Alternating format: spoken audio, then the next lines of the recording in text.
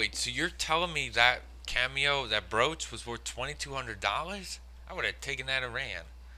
This crucifix, or maybe only the cross is worth that. Now we do need that the cross for later on in the game, but you can actually there's another place you can get one, and this is what I was talking to you about before. There are multiple ways to do certain things in the game, so keep that all in mind. We're actually going to head over to where Marcus is, talk to him. Yep, no stupid dog this time. He's still gone. That must have been a big soup bone or whatever.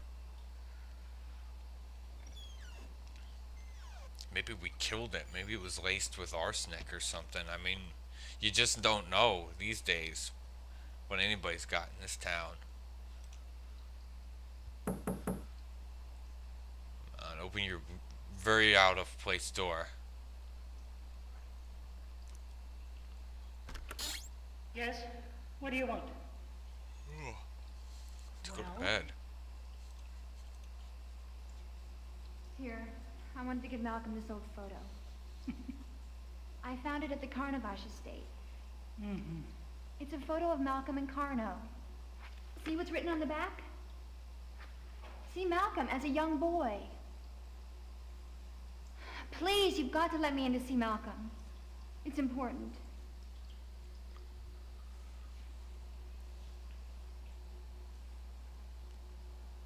Just a minute. Why don't you just knock that woman out of the way? She looks like she's about 100. Malcolm will see you now. They just had to cut in the previous one to him.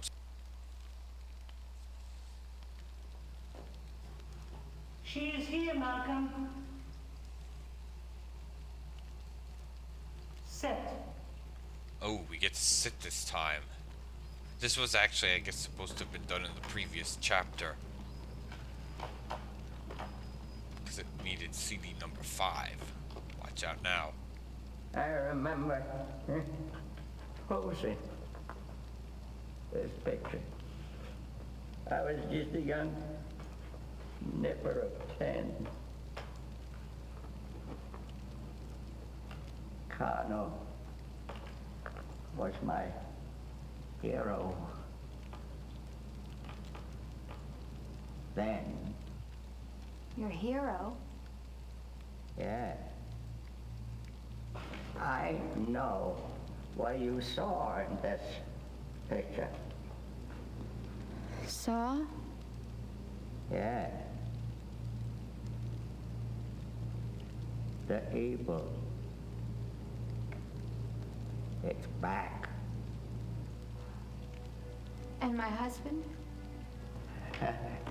It might be too late for you.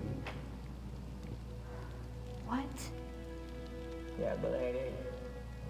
Sit down. I have something to tell you.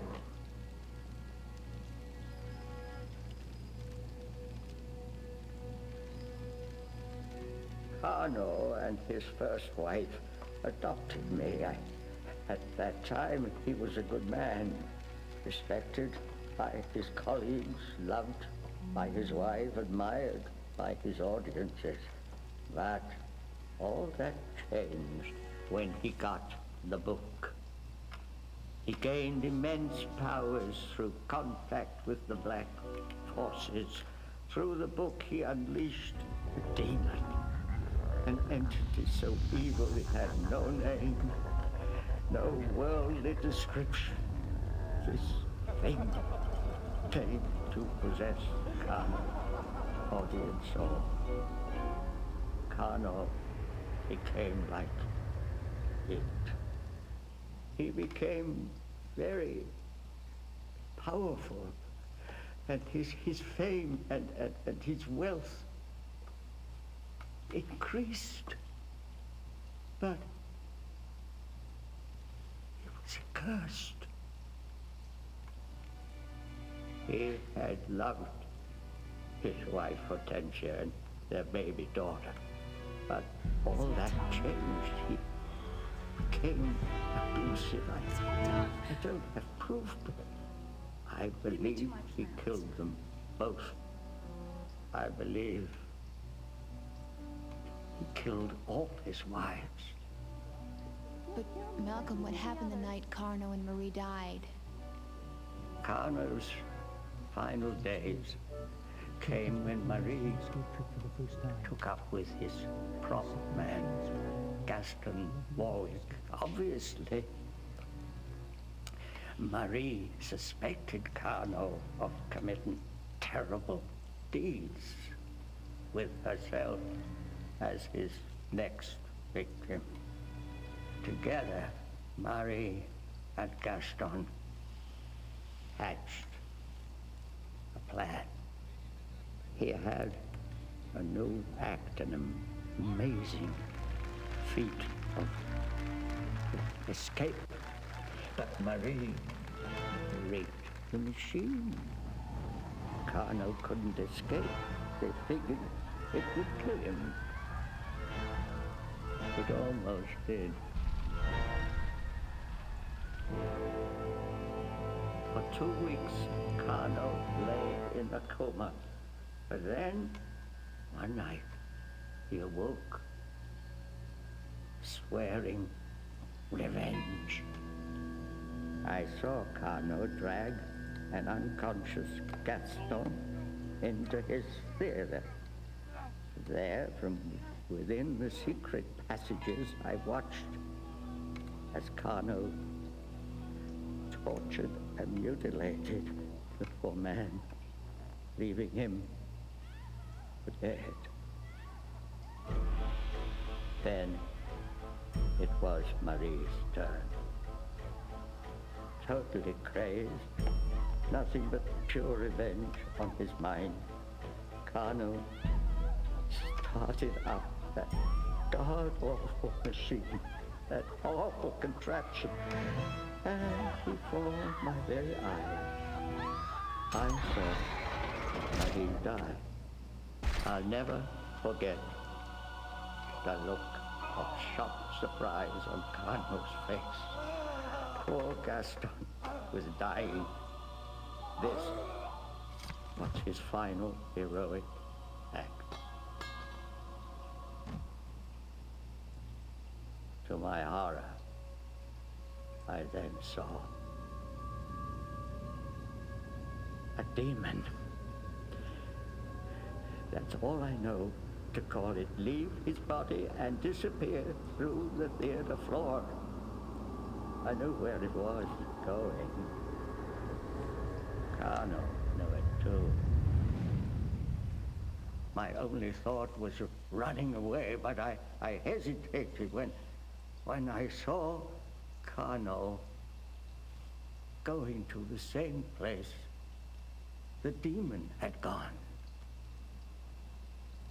I rushed back to the hidden passages, just in time to see Carno carrying the chest which held that evil book. Then, just before reaching the chapel, he stumbled and fell for the last time. I saw him cross himself in the Catholic way before dying. I think he was trying to make his peace with God.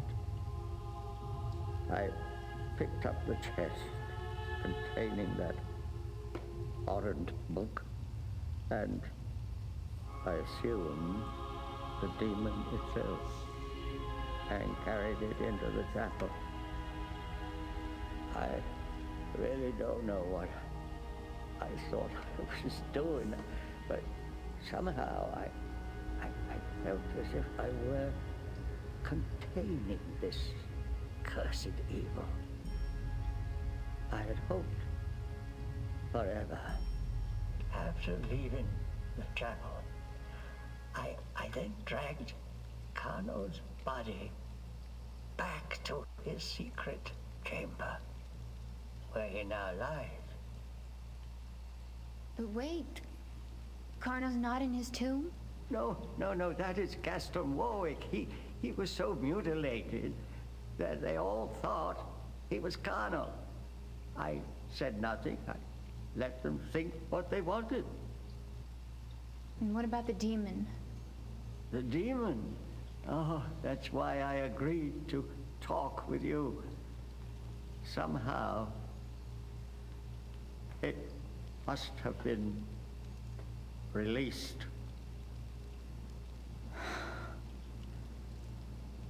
Oh my God. Dawn. It's terrible. What can we do? Nothing. Run away. The only answer is the accursed book. Oh, with it, you've got to send that thing back to where it came from.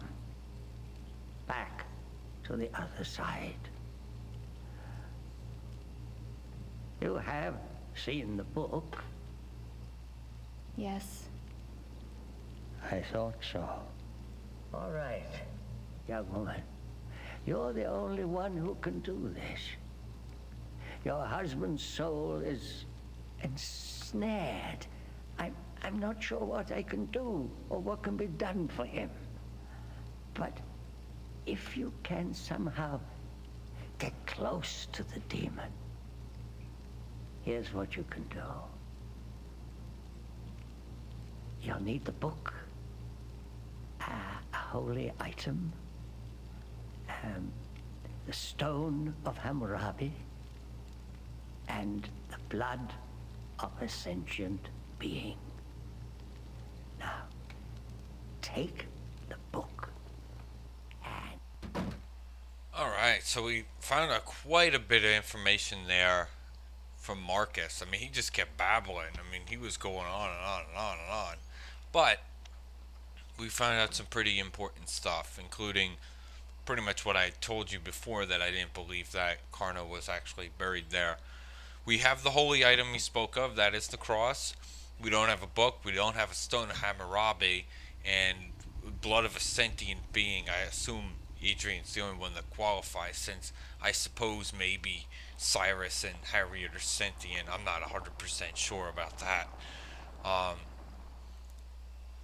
And that's going to pretty much close this chapter out. There was one other item I think we could have picked up, and that has to actually do with the blood of a sentient being, but I believe we should just be able to get it in chapter 7 as well. So it's not a big deal, so we're just going to enter into chapter through the front door. Yeah, we're going to enter in through chapter 7 right here. Hey, what's up, phone guy? You're my best friend. Maybe he can help us. Maybe if I just... Okay, Adrian, you're all set. Great. Phone's in and it works just fine. Why don't you go ahead and test it? Okay.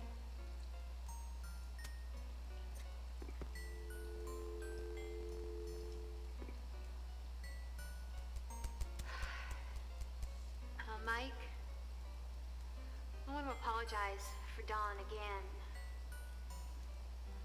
Just hasn't been himself lately. Normally, he's a very nice guy. Really. Sound desperate. Yeah, don't even worry about it. It's no big deal. Used to be treated like shit. Do call me if you have any trouble, okay? I will. Yeah, I'll take care of your I husband. sure will, thanks.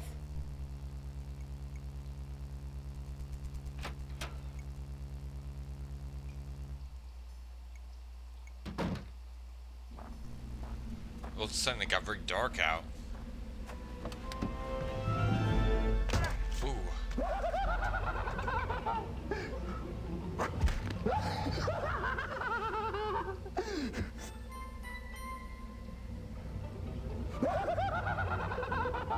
Okay. Well, Don's really lost it now. And that's the end of the chapter.